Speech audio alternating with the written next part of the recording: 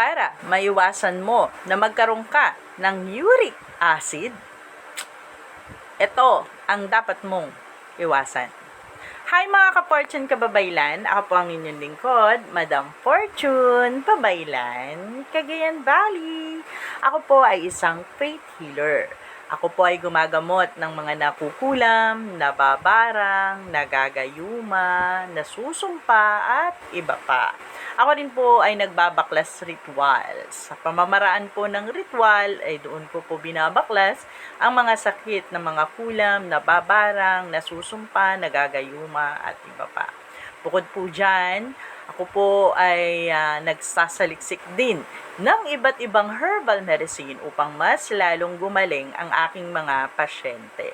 So sa oras na ito, ang pag-uusapan naman natin, ano ba ang dapat mong iwasan para hindi ka magkaroon ng uric acid? Ito po ang mga sakit sa ating kalamnan. Pag namamaga, lalo na yung mga tuhod, siko, at iba pa. So, makakaramdam ito lalo na yung mga elders natin. So, pakinggan mong maigi. Kapag ikaw ay mahilig sa mga ganito at sa mga herbal medicine, ay ipagpatuloy mo lang. I-follow mo ako dito sa aking TikTok account.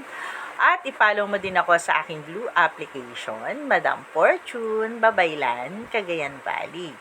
Kahit saan kayo sa apat na sulok ng mundo, ay pwede po akong manggamot online. So, kahit saan po kayo, ay pwede nyo po akong i-reach out. So, ngayon, ang pag-uusapan po natin ay ano ba yung dapat mong iwasan para hindi ka magkaroon ng uric acid.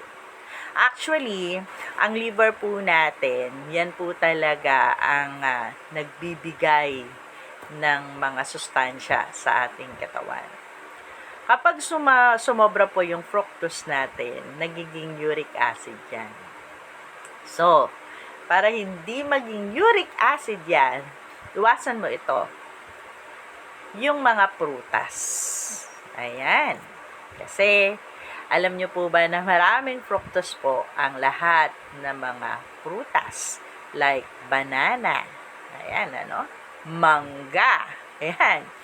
Okay lang naman po na kumain, basta tama lang po. Huwag po sobra. Kasi pag sobra, kunyari, inaraw-araw mo yung mangga, araw-araw. Ayan, mapapansin mo, ala, sasakit na ng mga kalamnan mo, sa madaling araw, sumasakit na yung kamay mo, sumasakit na yung braso mo, nangangalay na siya. So, ibig sabihin na sobrahan ka. So, kapag yung mga bagay na ito ay nasosobrahan mo, tandaan mo, nagiging uric acid yan. So, meron po ako mga videos dyan na pwede po ninyong gawin para gumaling yung inyong mga uric acid. At isa pa, meron po akong healing oil para naman po sa external. Ibig sabihin, panlabas na katawan ay meron po tayong panggamot. At pwede ko rin pong ituro sa inyo yung pang-external, yung internal. So, iinumin nyo lamang po ito at ito po ay makakatulong para tunawin yung sobrang fructose na naging uric acid sa katawan. Disclaimer, hindi po ako doktor. Ako po ay isang babaylan at ako po ay nag-aaral ng iba't ibang herbal medicine na makakatulong sa iyo. Kung sa tingin mo, nakatulong ito, ano pang ginagawa mo, i-share mo ito sa mga may uric acid dyan. Baka nga, nasobrahan na sila sa pagkain nito, no? At i-share mo po, i-like at mag-comment ka, nakakatulong ang video mo. And i-follow mo na po ako dito sa aking TikTok account. At i-follow mo rin naman po ako sa aking FB account, Madam Fortune Pabaylan, Cagayan Valley. Lagi po akong nagla-live dito sa aking TikTok. Kaya mag-follow ka na para may notification kang makikita kapag or marireceive kapag naka-online si Madam Fortune.